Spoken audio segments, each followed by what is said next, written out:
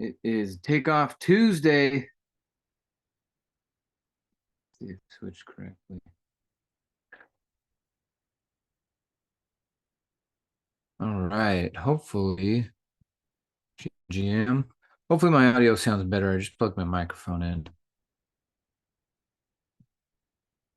Awesome.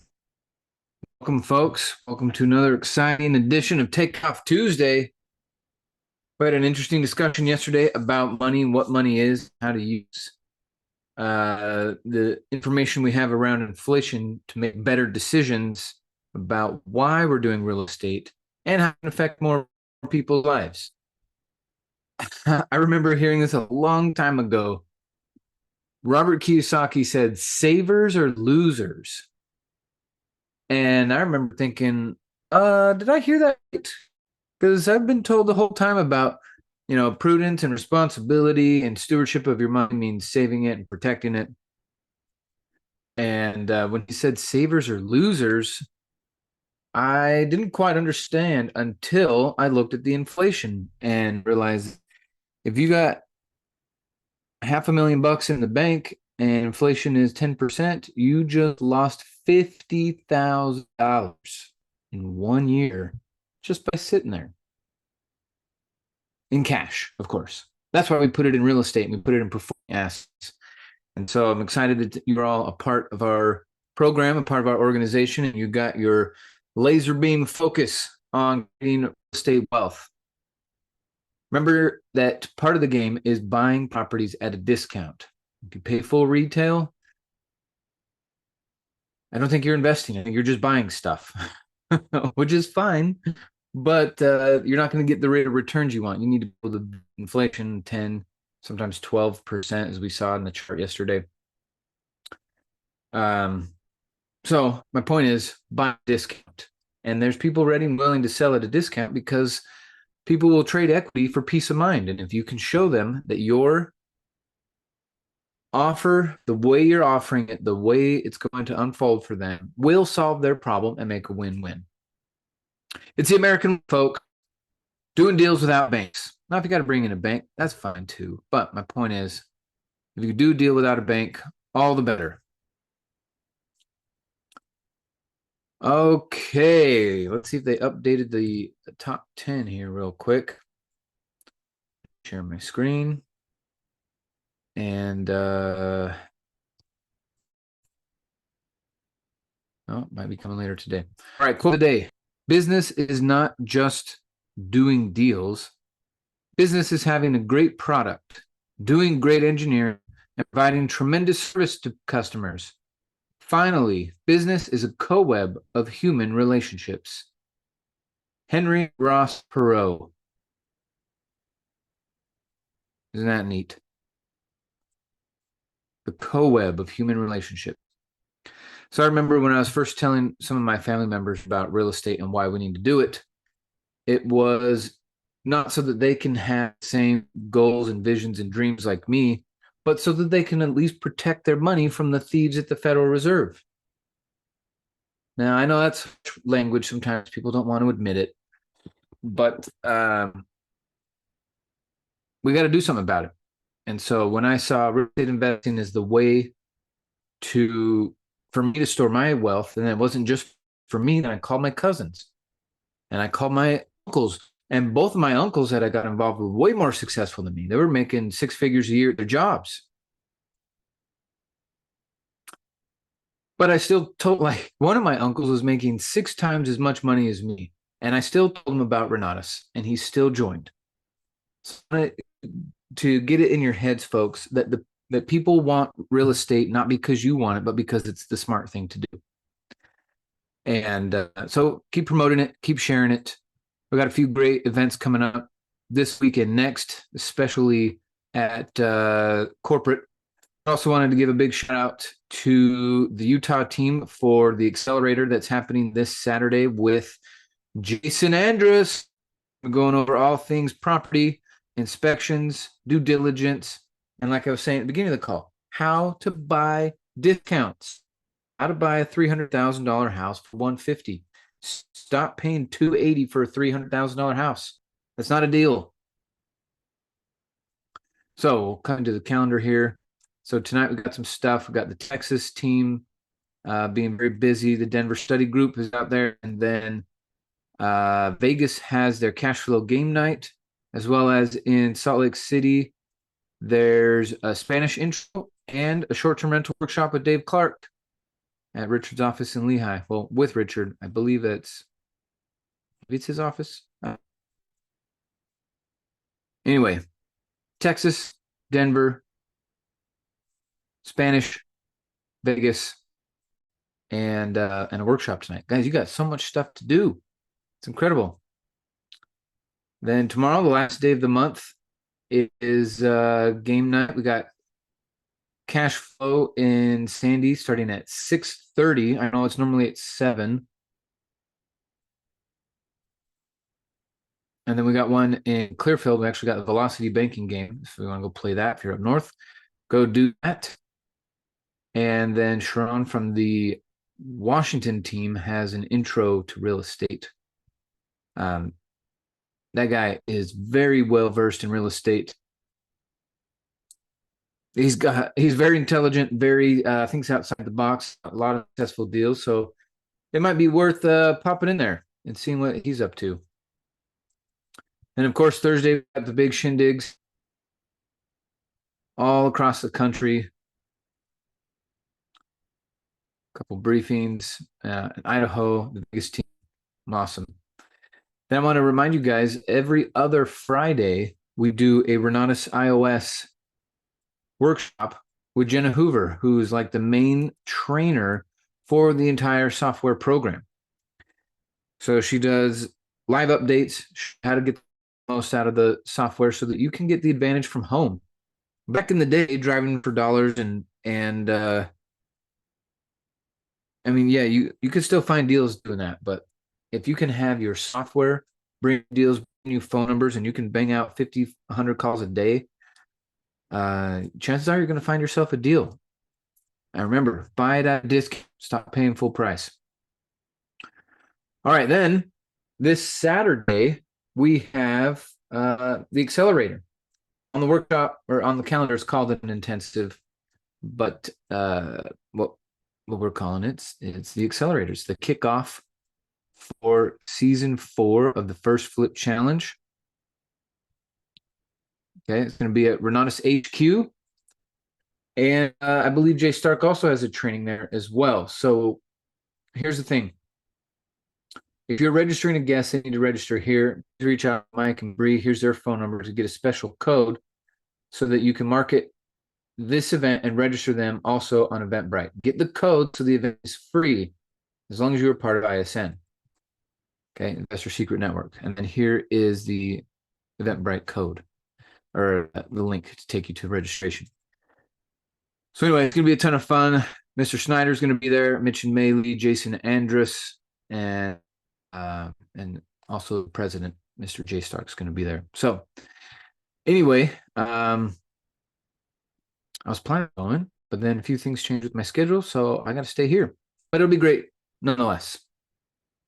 Bring guests. This is about guests too, just for members. Show people the power of a challenge and community.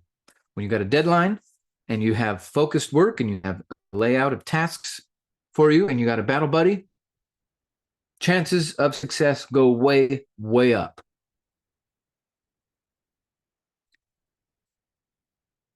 Cool? Cool. All right, let's get into Takeoff Tuesday now. So welcome, folks. GM, if you've got any questions, put it in the chat. Let me know. Are here for you. And I just saw Maylee put in here, the accelerator is now going to be Zoomed. You still got to register to get this link. So still, follow the system so that we can build properly for it. And GM, Takeoff Tuesday, here we go. So for those of you who are new to the call, welcome. Our for today has all types of experience when it comes to real estate. In fact, we were listening the other day and realized he is north, south, east, and west. He is all over the nation. He's got property that touches the Canadian border, the Mexican border, and both oceans. The guy's incredible. He's been a part of our community for 15 plus years. And for the first while, just in the background, just building a business, doing short sales, doing fix and flips, building up his rentals. And as time went on, he realized, hey, I really like making an impact in people's lives. I'm just doing deals. And he started sharing the Renatus message. He of the Phoenix, Scottsdale area and teamed up with a few leaders down there, opened up an office, started recruiting, started telling more people, come check it out. And they did in a big way. He has recruited, him and his team have recruited people. He's trained thousands of people across the country to shortcut their learning style. He's made a lot of mistakes, and one of the benefits of having a coach is being able to learn from others' mistakes and take, what took someone a decade, you can learn in a day, potentially. If you're a good student, you listen well, you take good notes, and then you take action. And that's what Bill's been doing. He's surrounded himself with some of the best in the industry and has taken massive action. He commercial deals. He's got new construction deals. He's got land development deals. We're talking big stuff. Of course, he still does the fix and flips, still does rentals, the traditional bread and butter stuff. But the one thing I admire about him is he has this can-do attitude, this quit attitude around building wealth for him and his family. And the way he lives his life is like a full-time vacation, part-time work. And I really admire him about that. He stays positive, stays focused. And he is one of the newest instructors on the Renatus Elite instructor team. And so we'll be seeing his new class live in studio in about weeks.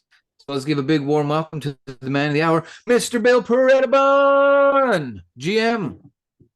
Good morning, brother. Good morning. Great to see you. Good to see you. Good talk. Good Yeah, man. good stuff yesterday too, man. Good talk Yeah, I kind of wanted to yesterday. get your take on that. I know I kind of dominated that call yesterday, but as we started listening more about this topic of money, inflation, and real estate, I wanted to get your take on it and give us a little bit of insight into the inner workings of your mind around money and inflation and real estate.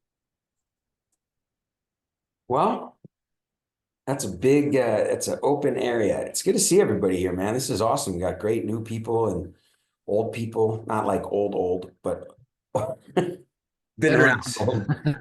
Been around old. It's cool to see everybody. Yeah.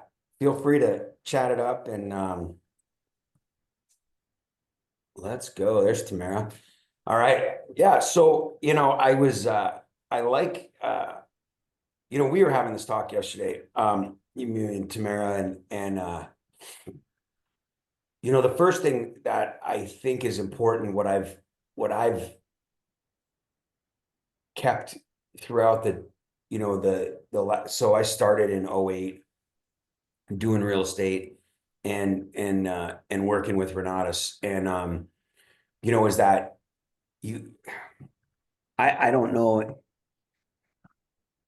you're always going to expand or grow or diversify, if you will, but you always I think you want to stay the course. That's what I've done. I have not,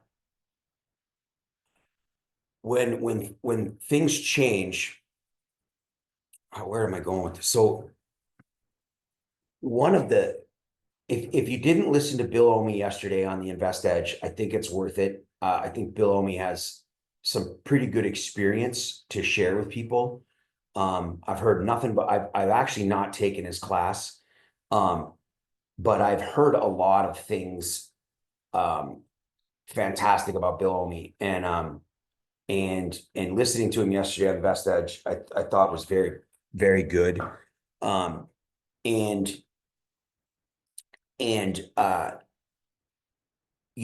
Throughout the years, there's going to be change. And like right now, there's market uncertainty, there's political uncertainty, there's inflation uncertainty. What Mike was getting to yesterday with the dollar, and I'll kind of talk on that. I think that number one, Renatus offers the opportunity to do real estate in any market. Um, and it's not a bad thing.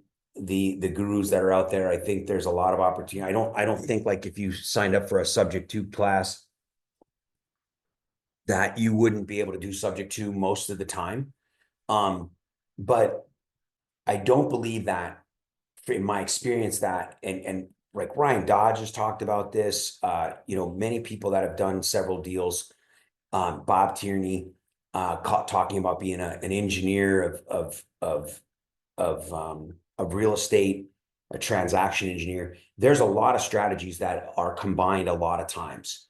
And you need to combine them to make it work. And especially when markets are a little volatile, or they're just different, and they're changing like they are right now, or they're stagnant like they are right now. They're not necessarily, in my opinion, falling. They're actually just correcting. I mean, in my experience right now, the market is um, the market is simply just catching up with itself. The inventory is catching up with the demand.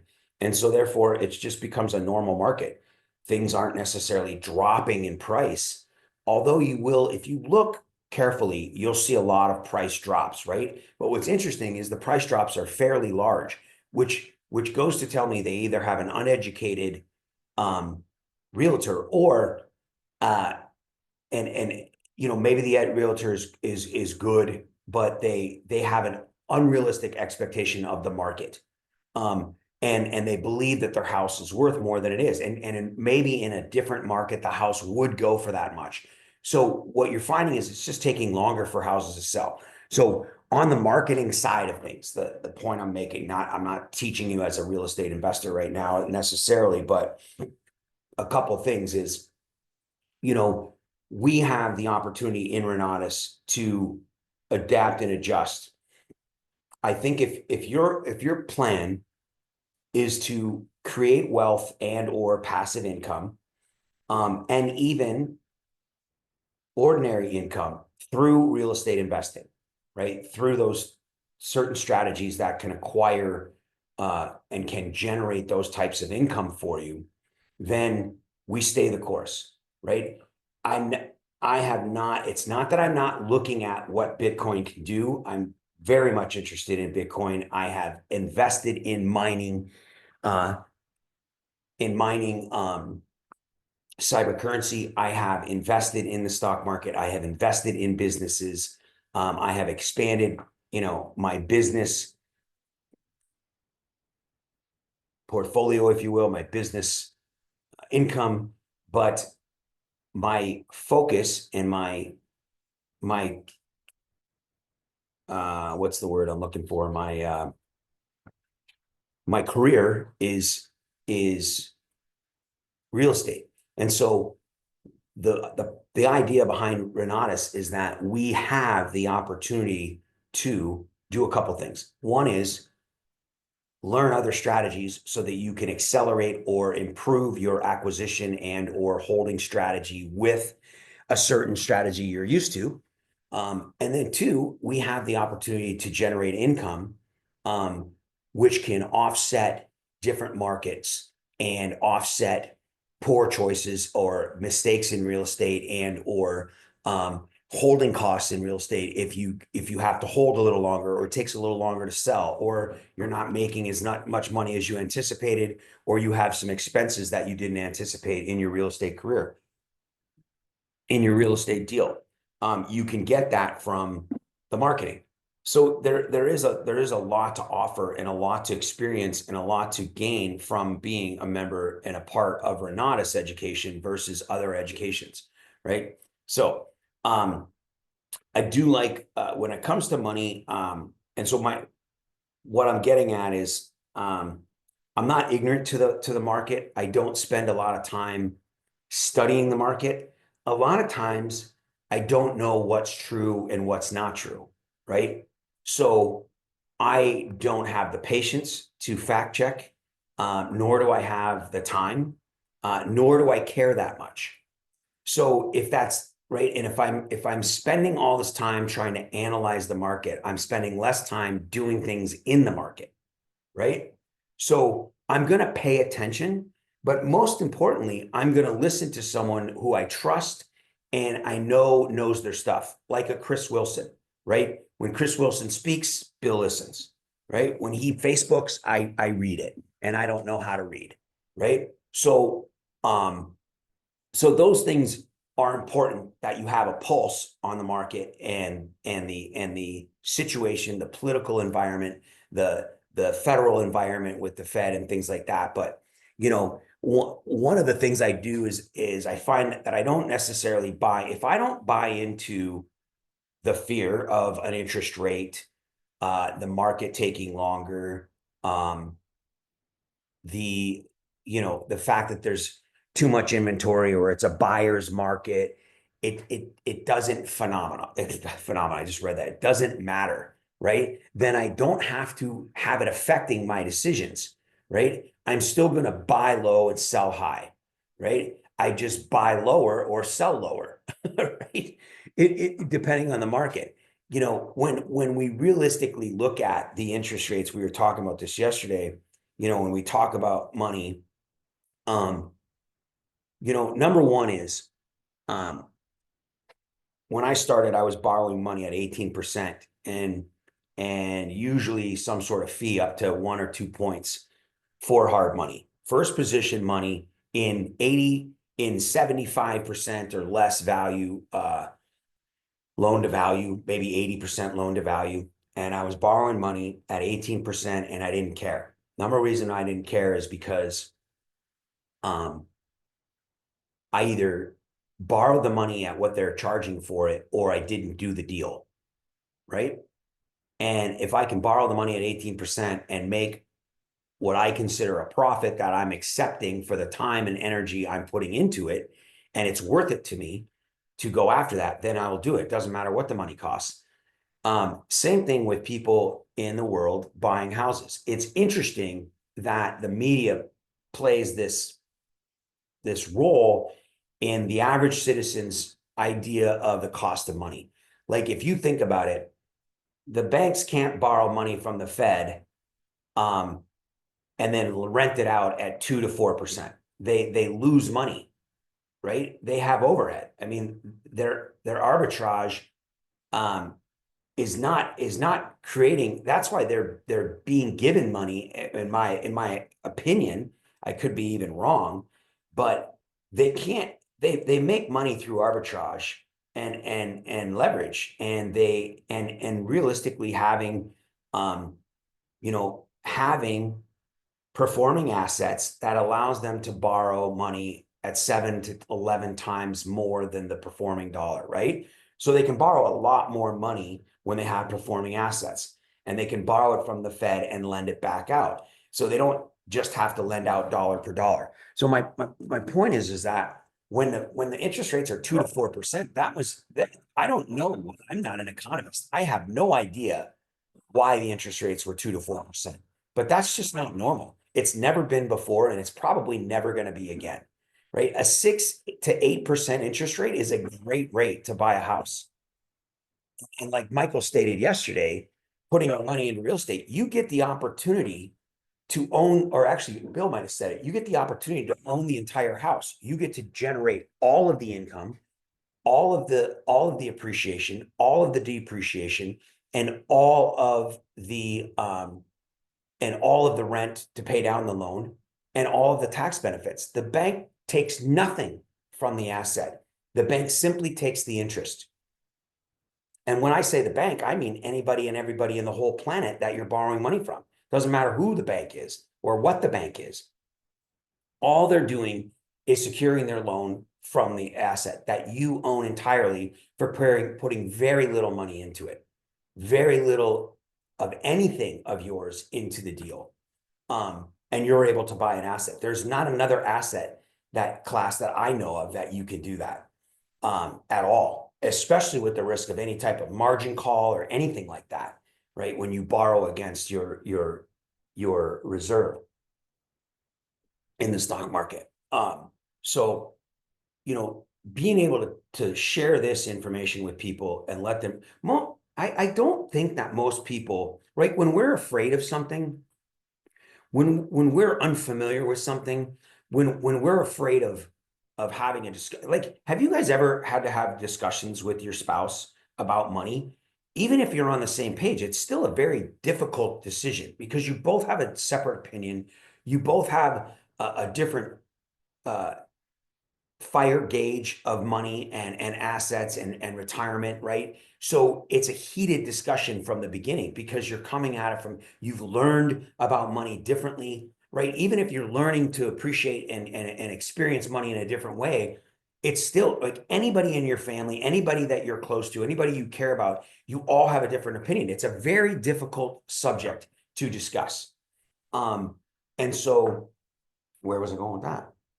Um, when you can share this information about real estate and the opportunity um to for the average person to create even the slightest bit of income, the slightest bit of tax benefit, the slightest bit of wealth, most people don't where I was going, most people don't have the discussion. They don't when people are afraid, they ignore it. They run away from it. It's just human nature, and it's the way we're taught. So we kind of ignore it. So we do what would be easier, letting somebody else determine how we're going to create wealth and retire, right? It's definitely much easier. I can imagine if I had any type of job that if some job is offering me the opportunity to generate a 401k retirement plan, I would rather just give them my money and hope for the best. And because it's easier, I don't have to learn it. I definitely don't have to make hard decisions. And I definitely don't have to control it. I definitely don't have to fail, right? I can blame it on everybody else if it doesn't work out, right? I'm going to suffer through it. I'm going to be 65 and not have what I expected, but I can blame it on everybody else. I can talk to everybody else about it. I can Facebook about it, and I can blame the politics, and I don't have to take responsibility for my own shortcomings in retirement, right? And I can then rely on friends, family, and government to take care of me because I don't have enough. And it's accepted in society. But when we have the conversation with Renatus, and I like when people say, you know, you're there's a point where hopefully we want everybody to retire from their job early and retire early. But the biggest opportunity is that they can supplement, right? We can offer them a supplemental income, a supplemental retirement, a supplemental plan that eventually, if they decide to really embrace the education and the opportunity, then they can spend more time and energy and money and resources on it, and then they can decide if they want to retire early. But at the very least, the average person can have a leg up with what we're offering. So, yeah, money discussions with my spouse is like cat claws on the ceiling. And it's true, you guys. And fortunately, Sherry and I believe are very open to having discussions and to getting to the same place. But when one person is thinking one thing, in which we do, I mean, we are not opposite in money, but I am far more aggressive, reckless, less appreciative of the dollar and retirement and things like that than she is. She's much more responsible, probably more heavy, level-headed and stuff like that. But when we start to have an argument, we either stop or we come back to it, and we settle down and try to figure out where the end is, and kind of discuss it. But even the two of us being both entrepreneur, we both work from home, we both make good money, we both believe in real estate and investments and retirement and those types of things, and we still have heated, crazy arguments, or not arguments, but misunderstandings on how we should be spending money, saving money, creating money, and that type of thing. Money is a very difficult discussion. And so the more that we can help people get to, and that's why, again, people will just avoid it. And that's why they say, I think that money is typically, it might be the straw that breaks the camel's back, but it's definitely the foundation of all divorce, right? Or most divorce. So anyway, thoughts, comments, questions, you guys and girls, just yell it out. Talk about whatever you guys want to talk about, and girls, the main thing is that we continue to, you know, uh, consider this, you know, uh, I like to look at these calls and participate, listen to Michael. And when I'm on these calls, the only thing I'm thinking about is marketing. I'm not thinking about real estate till we transition into a real estate topic, at 9 o'clock, if we stay later, or if we move into a real estate question. But for the most part, all the real estate, in my opinion, with these calls revolves around the marketing, like everything that I believe in. It's interesting that I am in a funk when it comes to marketing. Like, I haven't figured out in 2 years how it is I want to market. And that's a whole nother story. We can get into that if anybody, wants to, but so I stay plugged in. I definitely don't have to listen to the Invest Edge. I definitely don't have to, listen, go to nationals, and what I mean by that is like, it's not what my main focus is, right?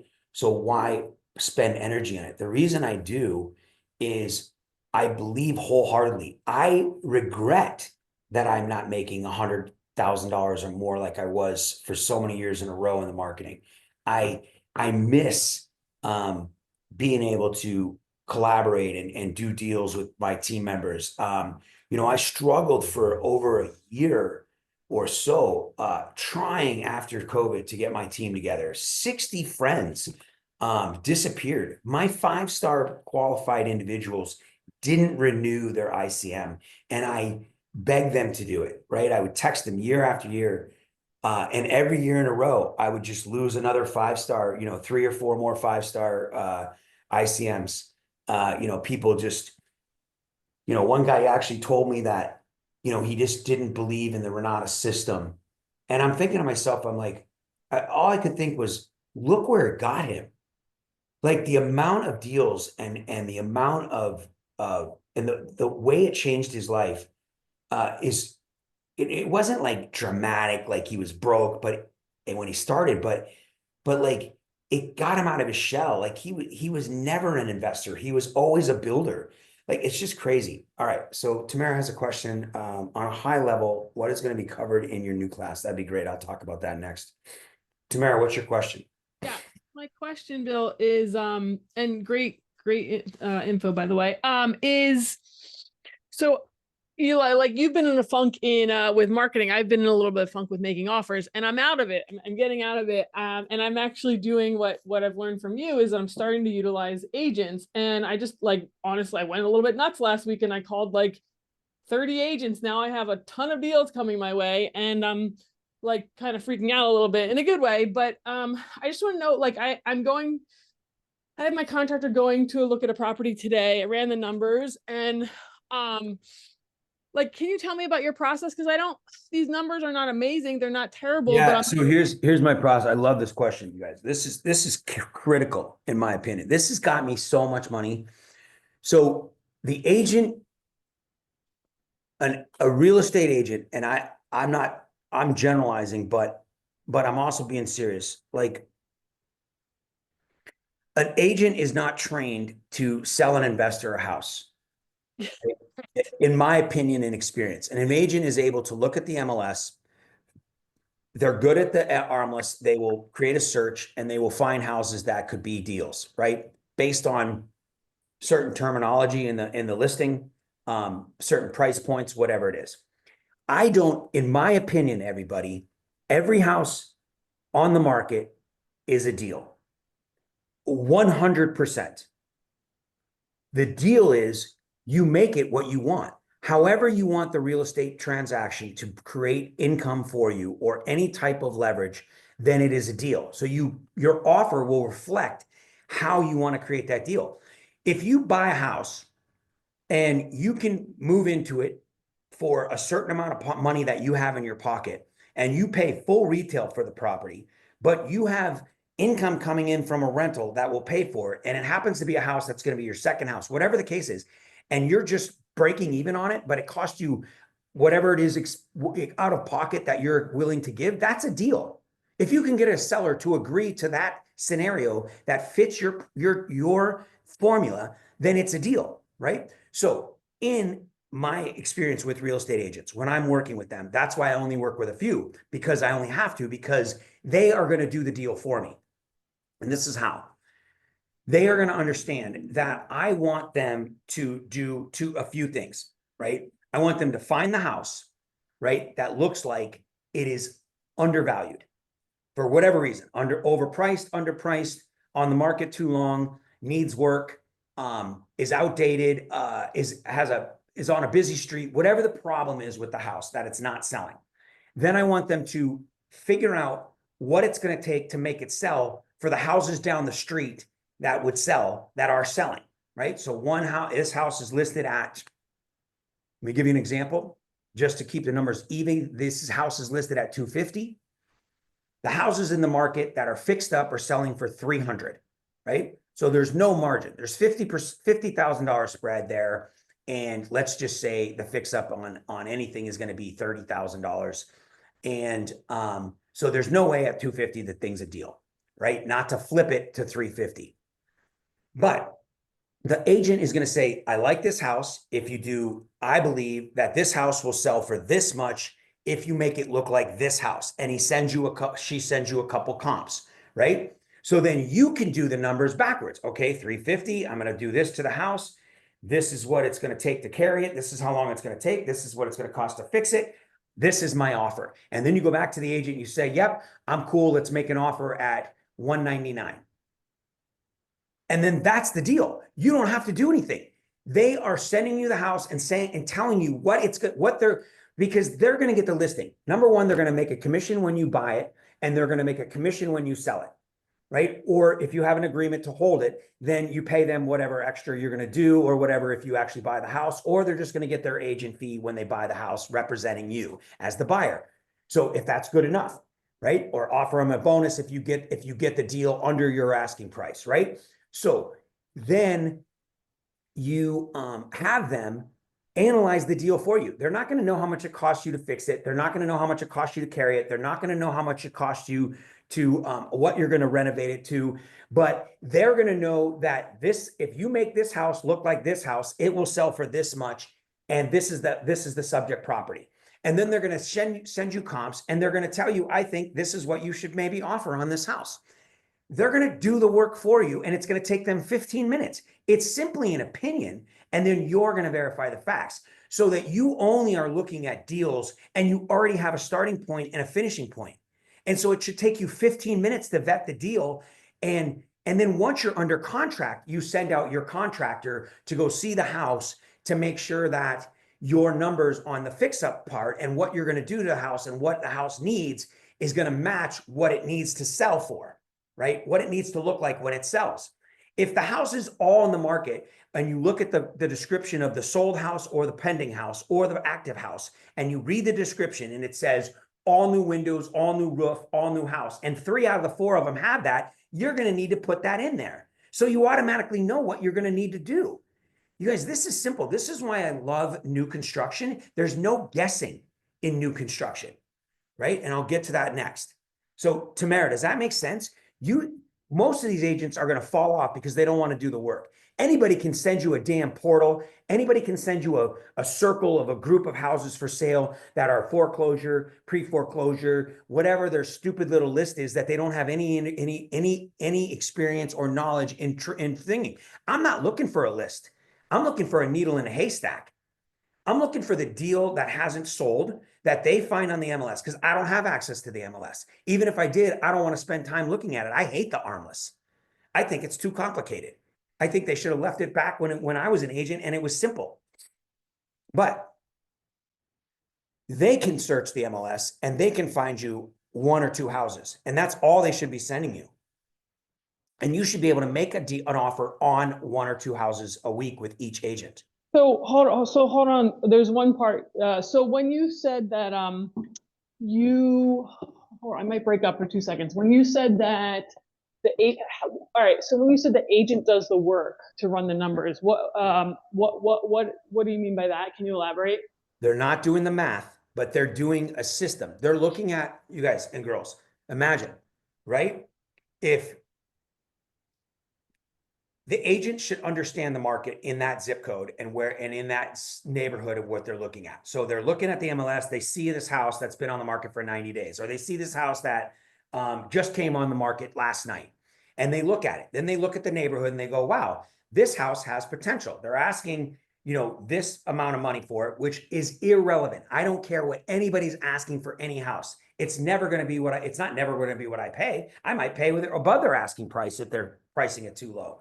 But regardless of what it's being offered for, it needs something to improve it, right? There's something wrong with the house. Like I said, it's on a busy street, so it's going to take longer to sell, and it's going to sell less than the house behind it that's not on a busy street.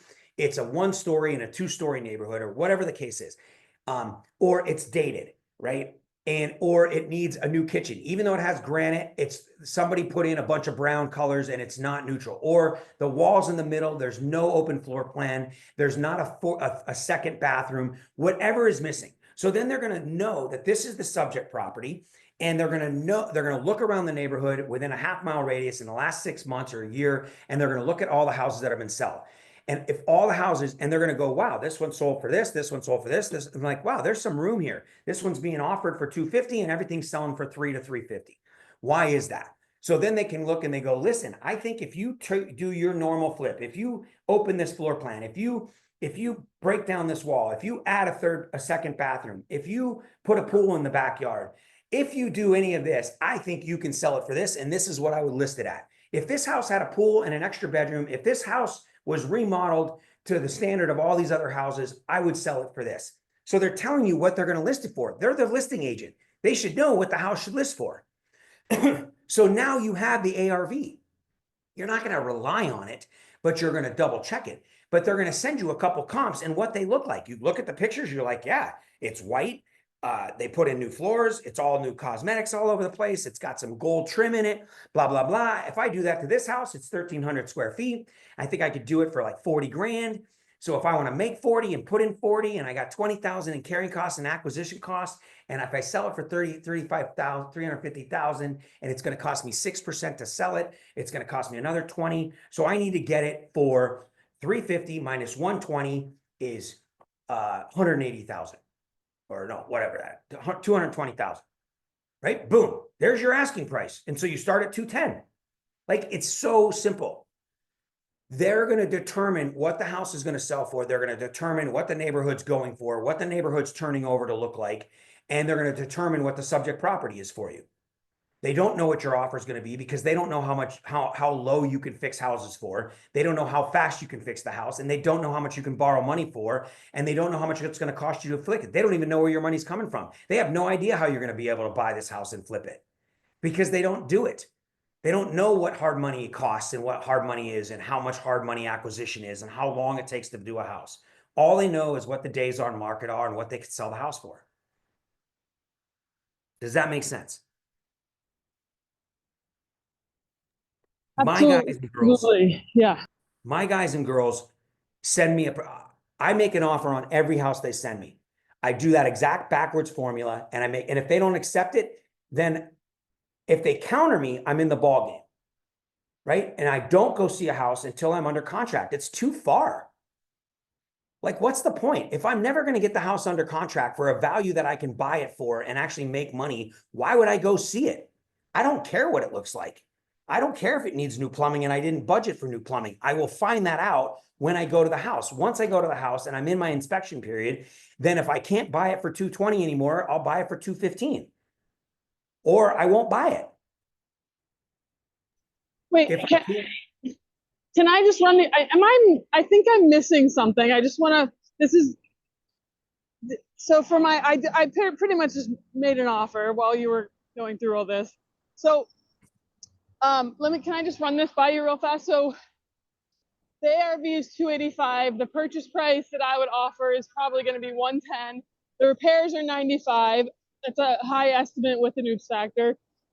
The buying cost is 85.50. The holding cost is 1,500. Selling cost is 14,000. So, and my profit would be 55,000.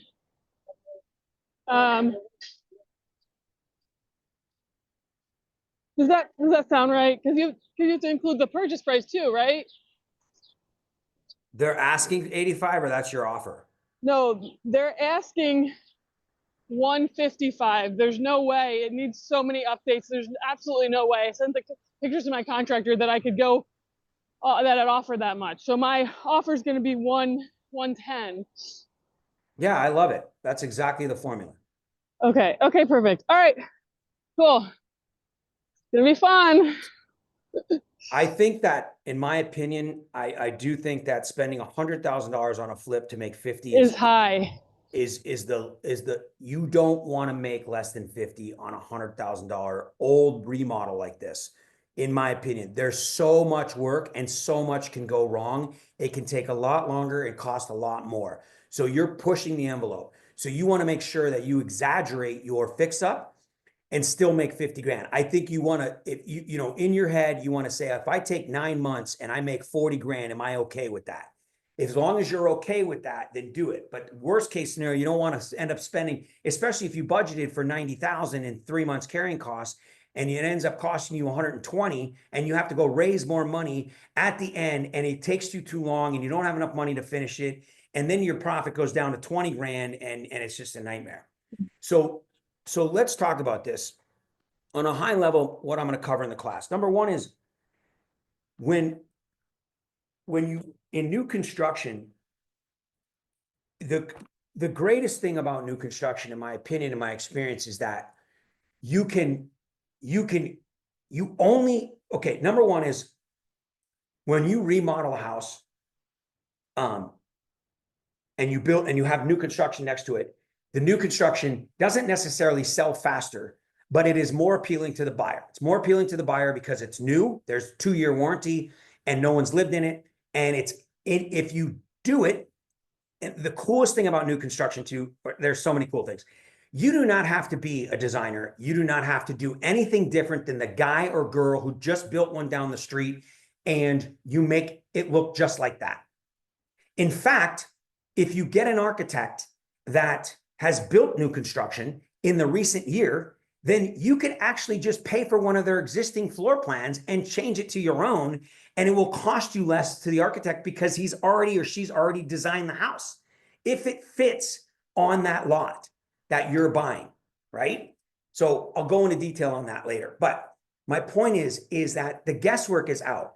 You don't need to know if you need to change the plumbing or change the electric or change the roof or change any of the major systems, which are the major problems with houses, foundation, all of these things that you're always worried about, right? You simply know that you're already going to put in new windows and new doors. So you know exactly. The other thing is that contractors and subcontractors love it. The thing is, you don't have to be there to tell the contractors what to do because they read a floor plan. They read a set of plans. There is a set of plan for every single trade.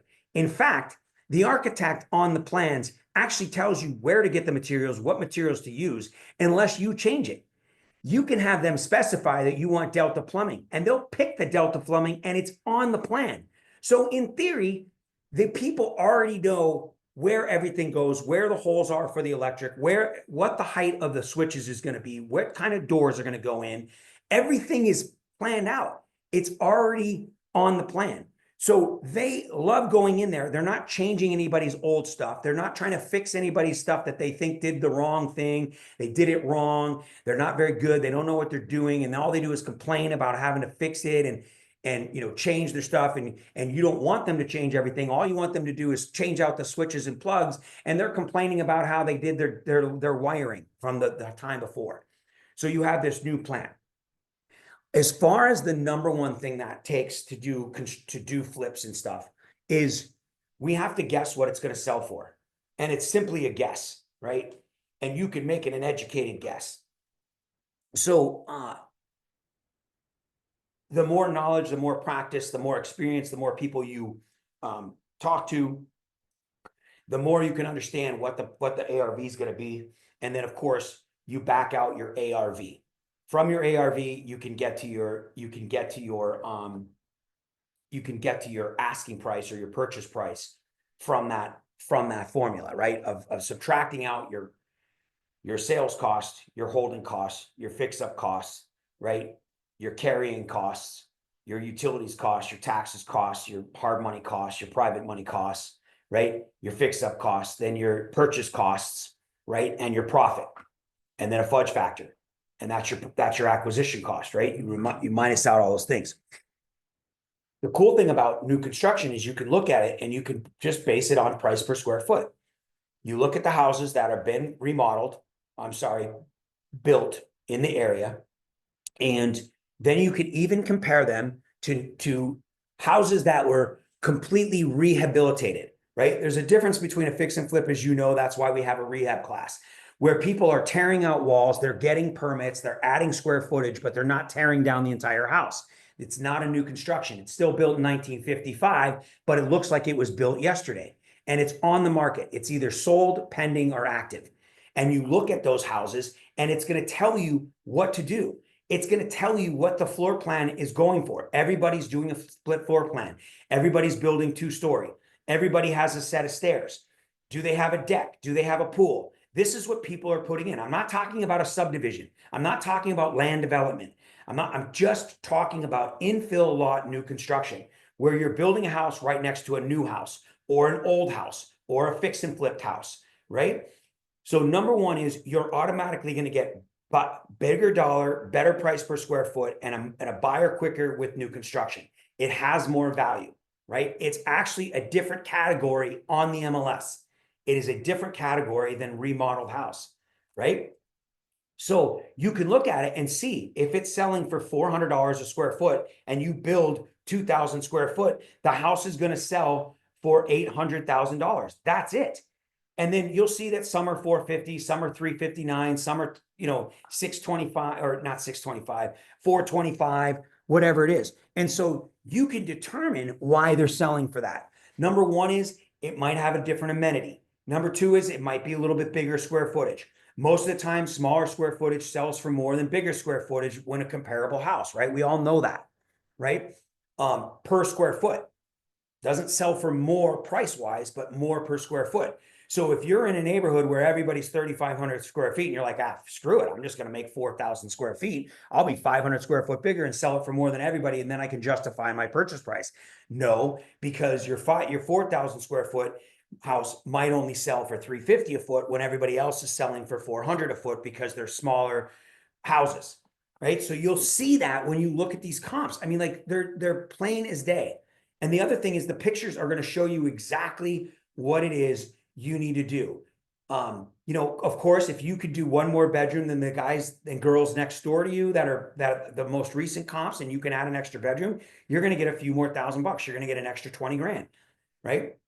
So you'll be able to see this when on the comps. There's no guesswork. There's no guesswork in deciding. Now you can throw your own flair. Okay, I'm not going to go into details with that now, but on the class, I'm going to explain. I want to go into why new construction versus a full-blown rehab or a fix and flip, right? And why I like new construction. I believe that the number one reason I like new construction is I can do the same amount of work for profits that are extraordinarily higher, right? And everyone I've done in the 5 that I've done, if you call it that, in the last 4 years, they are multiple 6-figure spreads, and it's almost easy to, in my market, in the luxury market, to build in $1 million profits. And then I will share with you some of the things to avoid in new construction, including a general contractor, and how to use the contractors. I will go into a lot about the city. I think probably the city is maybe the biggest fear for people. But to be honest, there's so many benefits. If I could tell you one thing, and you probably know this, you probably know it from the negotiations class or just from your own experience. But I will tell you, as much as I want to be the smartest guy in the room, as much as I love to talk and, boast my ego or whatever it is, when I talk to general contractors, to people at the city, to my architects, to anybody who has something I want, right, where I need to get something from them, perhaps somebody at the IRS, somebody at my credit card company, when I'm trying to get something from somebody else who's in a position that can offer me help, I play dumb.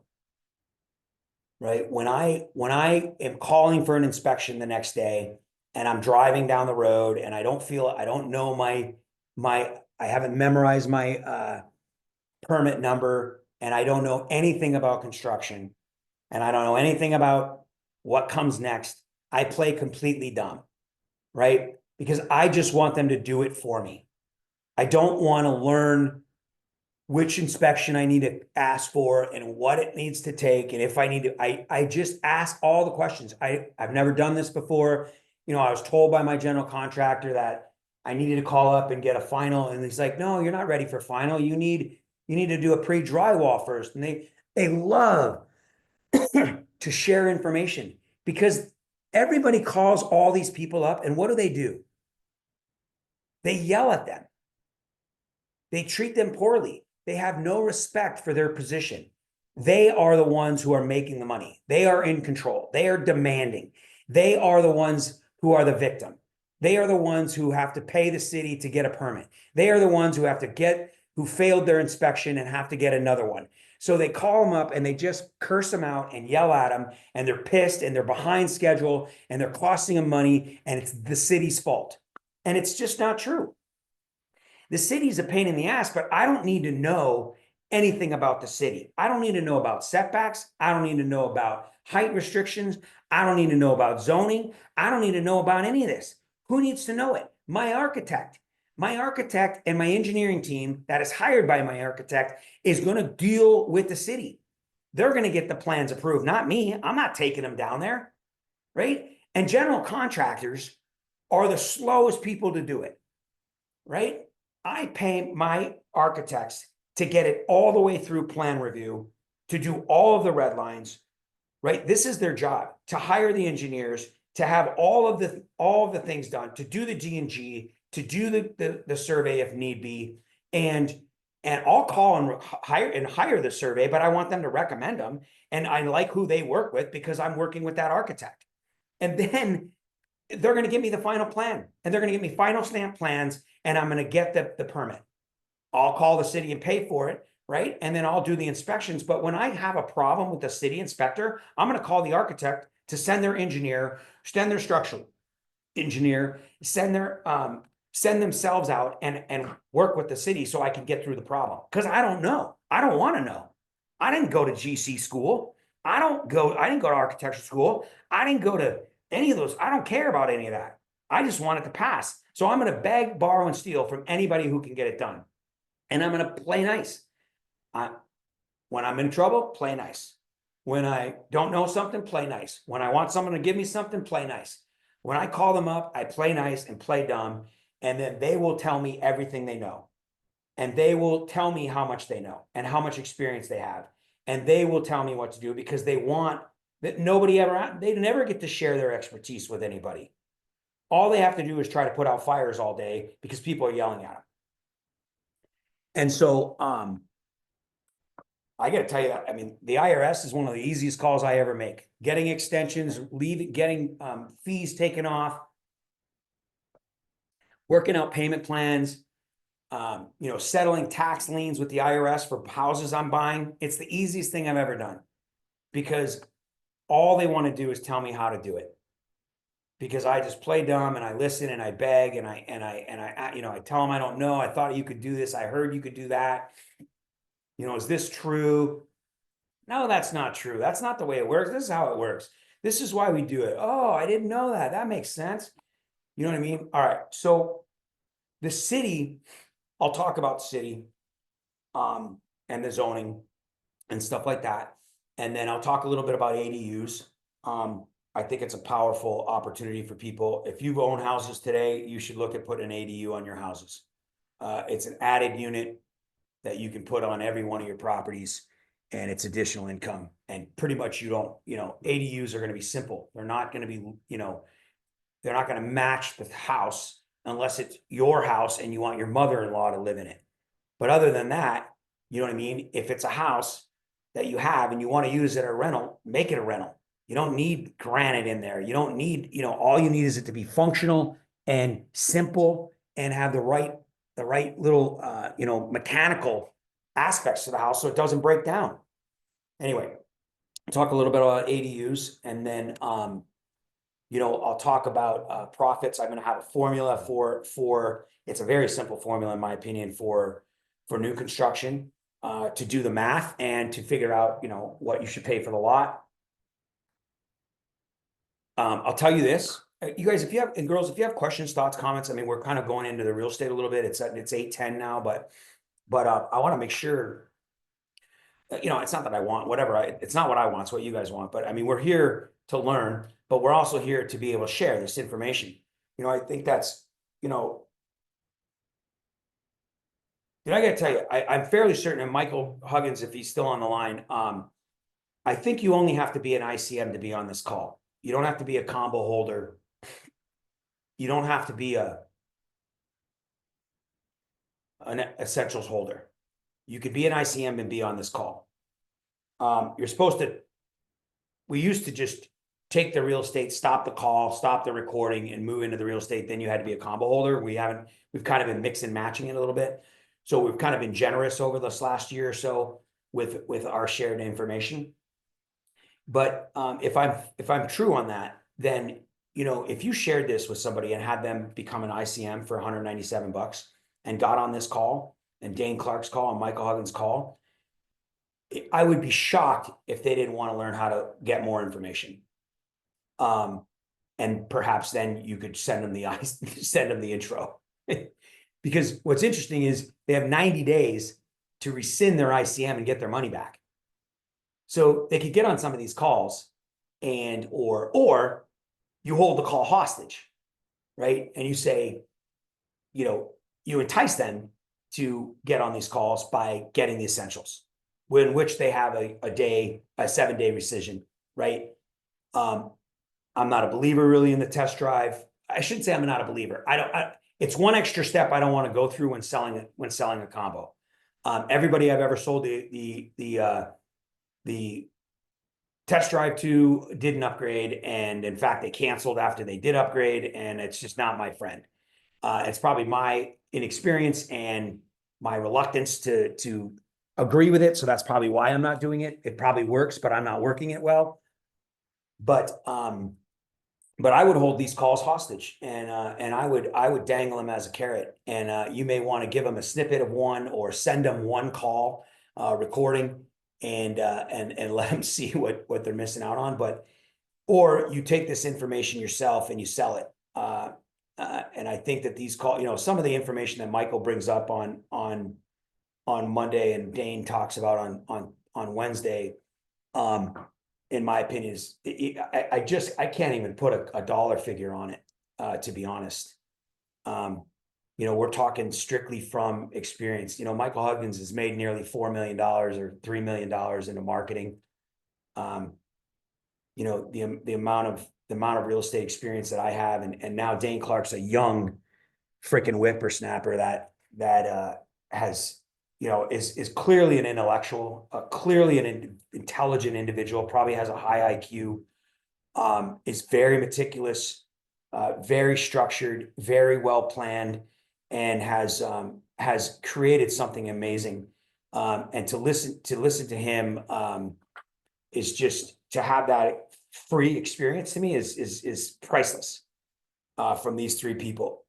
So I would consider using these calls as in fact, my plan that I have developed for my next marketing blitz in Renatus is going to revolve around these calls, to be honest.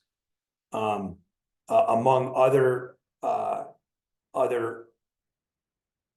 local creative community trainings that we have put together across the country, like what Mitch and Maylee have done, and like what some of these things that Michael just went over on the calendar. I mean, they're just extremely invaluable. So back to the new construction. I'm almost done creating the class, the PowerPoint, and then the next 2 weeks, I'm really going to refine it. I've got like 2 more slides. I am going to do a slide on, I haven't done it yet, but I'm going to do a slide on kind of start to finish. Which I think is obviously expected, but it's going to be, I don't know how to do it yet. That's why I haven't done it. I'm really bad at like, I'm good at this, but I'm not good at like structuring it. So luckily Angie Perkins helps me. I send her a slide and she kind of fixes it. But I'm going to do a slide on start to finish, on finding a lot, buying the lot, how I buy the lot first. Sometimes I rent out the house while I'm getting the permit. The permits take a lot of time. The architectural drawing alone takes 2 to 3 months to get them to even submit to the city. Because they're busy, and then you have to approve the plans, and there's a lot that goes into it. And then once it goes to the city, they've got to get it to pass. And I'll kind of share with you how I picked a couple of architects of mine. Kind of like I do with an agent, you know what I mean? And developing a team. I think it's important that, and I don't mean like, to be honest, if I were you, I'm lazy as shit, and I would just get referrals for your team. I would find out somebody I trust, and I would just get a referral for someone that's used a certain title company, a certain title, and more so than the company itself, the title agent. Like my agent has been doing this for 35 years. She is like family to me. I'm telling you, this didn't exist when I started. It's interesting. Bill Omi was talking about, where he started. He didn't foreclose. He's like talking to Bob and Jay, and he's like, yeah, you probably didn't have, your car repossessed. I didn't have mine. Because he was talking about some of the people that were buying his houses on owner financing in Georgia, where it's a real low, what's the word? Low economy, a very, very poor area. So these people, have had foreclosures, and, they don't want to buy houses anymore. They had cars. I'm thinking, I've had a foreclosure, a bankruptcy. I had my car repossessed 3 days before my wedding in 2007. I was 38 years old. I had no, I was like, he's talking about me. It was pretty funny. But anyway, that's a little side note. But my point is that, what was my damn point? I don't remember. I got lost. But I can't even remember what the hell I was saying. All right. Any other thoughts? Let's see.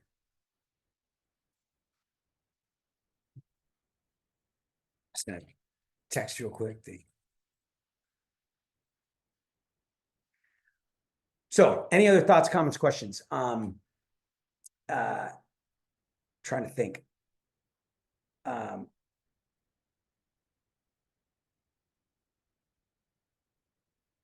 One of the things that I think about, and I'll go back to the beginning, is that as we wrap this up, if anybody else has any thoughts or comments, but like I said, you've heard me say this before, probably, or if you, whatever, if not, I'll say it now. Like in 2015, right, we were still fairly burnt from the crash. Even though the market went up in 2013 quite a bit, there was a 30% increase in the major markets, Phoenix included. And then it fell again. It went stagnant. It went back to normal. And then it shot up in 15. And then there was this little mini crash. And I remember some of my investment partners, if you will, were calling me. They're like, hey, what are you going to do? Are you gonna kind of stop buying for a while and and kind of wait it out.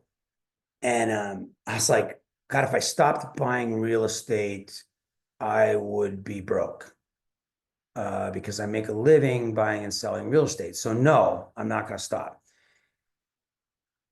I can't stress, like, I don't know what you all do. And I had more time than I think most people did. And I also had more risk tolerance and pain threshold when it came to being broke and being poor and not having any money and being stressed out over money and being at the brink of being broke again.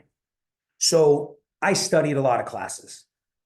I did not get a job. Not a great thing to do if you've got a spouse who's doing all the work all the time and paying all the bills. So it wasn't by choice necessarily, but when you look at it, it was a choice. So depending on what your time threshold is, I recommend that you study, that you learn a few different acquisition strategies where you can really understand them. But if real estate is going to be your retirement, could you imagine, listen to this, could you imagine if the market's crashing, and I don't know, crash is the right word. If the market's changing, it's going down, it's doing what it's did. There's some volatility. There's a lot of media play like we're going through right now. There's these tariff uncertainties.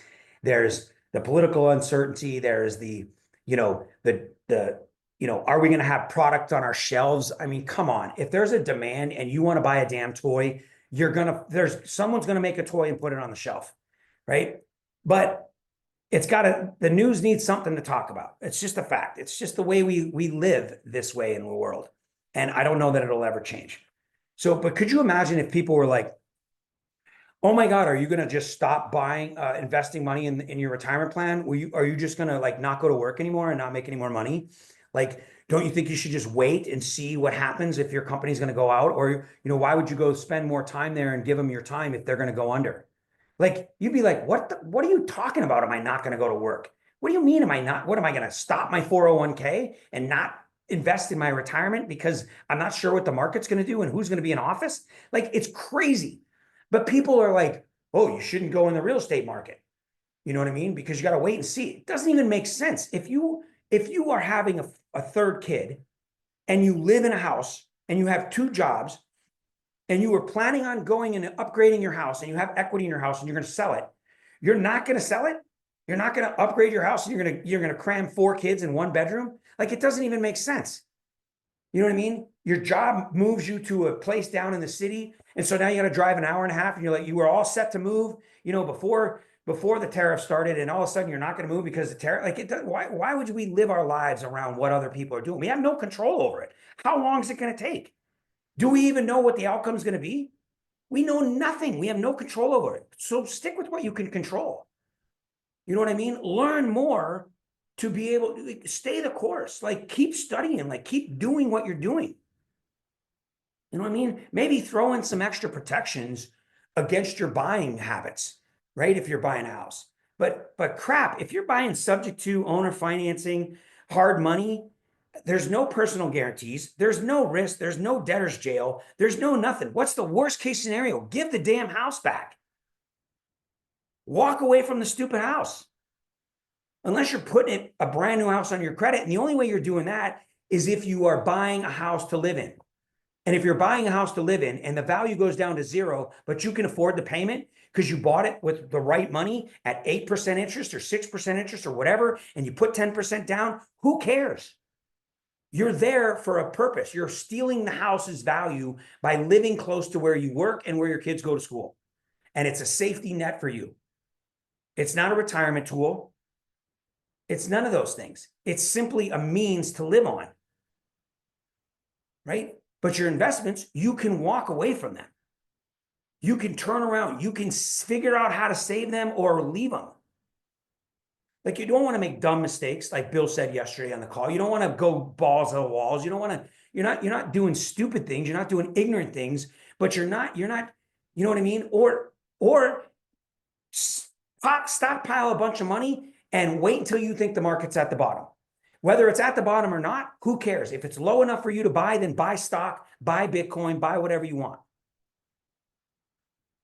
but pick a strategy and stick with it and study sometimes. The other thing I'll tell you is there was a time when I was broke and we were upside down on the 2 properties we owned by default. They weren't investment properties. I thought one was going to be an investment. We rented it out negatively. We should have never bought the house in 07, right? I thought it was going to go up. I mean, I literally said to my wife and anybody that would listen, who cares? I'm just going to sell it in 2 years anyway and make money. If the market goes wrong, I'll just sell it in 2 years. We bought it 100% financing on my wife's credit. We even got 20 grand back at closing. What did I care?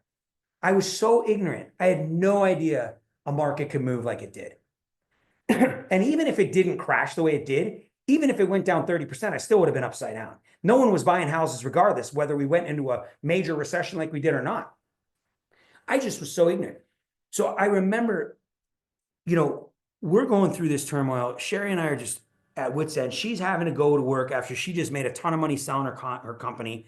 She sells her clinic, top of the market 07. We're sitting on money, and I'm just taking us down a rabbit hole, man. Just destroying our financial life.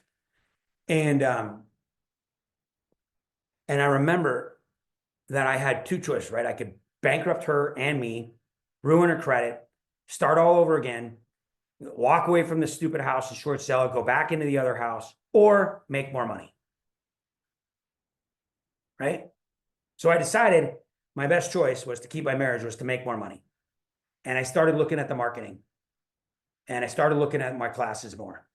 And I started determining that I could buy houses with other people's money and that I could sell the education and make $10,000 at a pop. And $10,000 at a pop was a big deal. And when I decided to do that, I made 7 sales that year. Right? I think it was 50 or 70,000 that I made, or somewhere in that range in the marketing in 2008 that went along to my 190,000 I made in my first year with Renatus. Because I did both. So I would consider it. And I will tell you that joining the meetings and joining the community and participating and sharing my story and enrolling students myself generated the 20 deals I did in 2019 and 2009. There's no way I would have done fix and flips and had raised private capital at my ignorance and inexperienced level had I not had the Renatus community, right? And had been enrolling students. Fortunately, I was educated, but I had no experience. I'd never fixed and flipped a house yet. All I did was do double escrows and short sales in 2008 because the law allowed it. I was lucky as shit. It's funny that Bill Omi talks about him starting, he started before me back in 2003 or 4 or whatever it was, but he went through that crash and kind of reinvented himself in 2008, 2009, buying houses. And he talked about buying houses for $5,000-$10,000. I got to tell you, we were lucky that we were in that market. You guys, this is a hard market. You buy and sell houses in this market, you're going to be able to do it in any market. All right. So yeah, that's that. And that's that. Don't fall for the closed-minded approach to the market, folks. Here, from some real-world experience. And that was interesting. You were challenging one of my thoughts when you said that every deal or every property that's for sale is a deal. But then when you followed it up with, well, you have to make a deal. And I'm telling you, if you think of like the house we bought in, you guys, Sherry and I decided this story is, you can't think about this and just write it down on a piece of paper. Sherry said to me, she goes, I'm tired. We've been working our ass off. This is 2014. She said, right. And the market's still scary. Right. And we're not out of, we still hadn't even bought all the furniture for this large house we bought back in the day, because we had no money for 5 years. And it's 2014. She said, I'm ready. I'm making enough money. I'll cover the negative. And if the house goes negative, then I'll cover it. But I want to get a house on the beach. And I'm thinking to myself, okay, I got to go hit the ground running. I'm going to call everybody in California I know in Renatus that's going to wholesale me a deal, right? I'm thinking all these things. And she goes, we came up with a number that we could afford to pay every month if it went negative, like if no one rented it. Then we came up with a number we could put down. And then we just looked, she just started looking for houses that were good enough to meet her criteria. Was it close enough to walk to the beach? You know, she didn't really care about the price. Was it something we could fix up? Was it something we could tolerate living in? Was it something that could rent out, right? It didn't do a lot of research. She just was on Craigslist, you guys. So she found a couple houses. She found this one house and she goes, you're going to call on this house.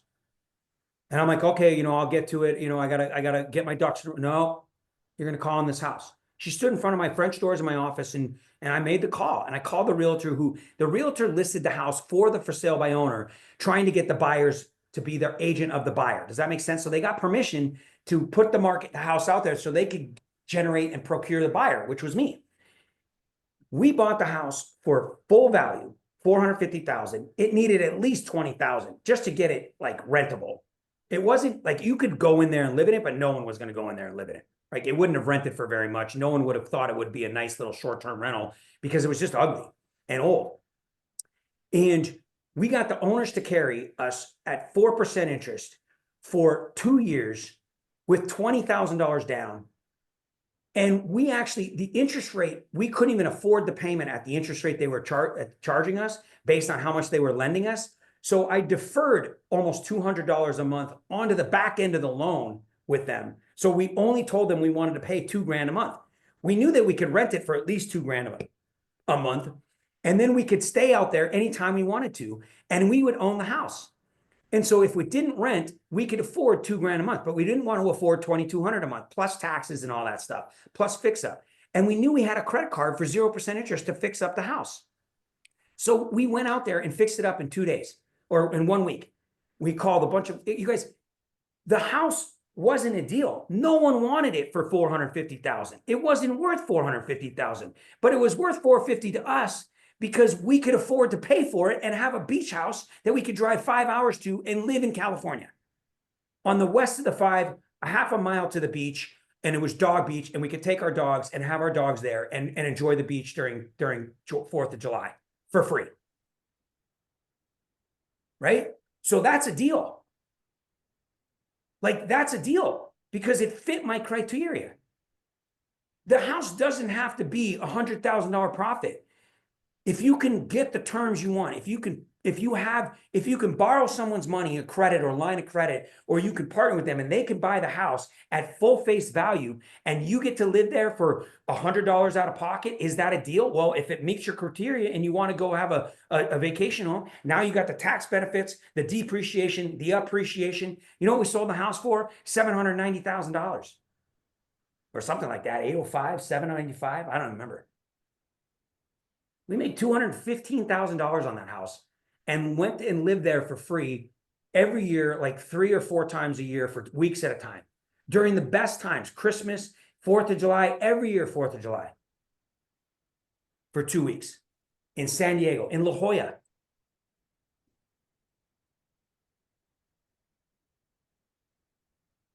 So every house is a deal. All you got to do house is a deal. And that's why you need to prioritize competence and watch your classes. Turn the YouTube off, turn the Facebook off. Watch your classes. Watch them on 1.5 speed with the captions on, and you will focus a lot more than putting it on regular 1.0 speed. Yep. Sometimes I watch them on double speed, and you can get an 8-hour class done in 4 hours. Think about that. Do a 2-hour chunk, go eat a sandwich, walk the dog, come back, do another 2-hour chunk, you're done. Yeah, and then just do it again when you're walking the dogs or at the gym or whatever you're doing or driving. And then, you know, the other thing is catch the classes live. When they're re-recording them or recording them, I'd catch them live because you can't miss them. You know what I mean? You can't take breaks. You can't be distracted. You're forced to watch it. So if you watch it on double speed with captions or single time and a half, you have to watch. You can't miss, or you'll have to rewind it. Forces yourself to be disciplined. Yep. Yep. Remember that the difference between the poor and the wealthy in this country is what they put in their mind and what they choose to do with it. So put that good stuff in your mind. You paid for it, use it, get obsessed with it, and you'll see a difference. And maybe a couple years from now, we'll be making classes around what you do. So stay focused, and spread the good word. All right, help people get into real estate following honest, ethical principles and make a difference for them, and they'll always remember you. So, Yep. Cool. That's that. GM, everybody. Take off Tuesday. Any questions for Bill before we're out of here? Just want to say thank you. Awesome. You're very welcome. Appreciate. Thank you, Bill. Yeah, thanks for being Thank here. you, Michael. I Thank just you, love you guys. everybody. Couldn't do All it right. without Take you. care. It wouldn't be me and Michael talking to each other. We love you guys. Thanks, guys. Absolutely. Appreciate it. Bye now.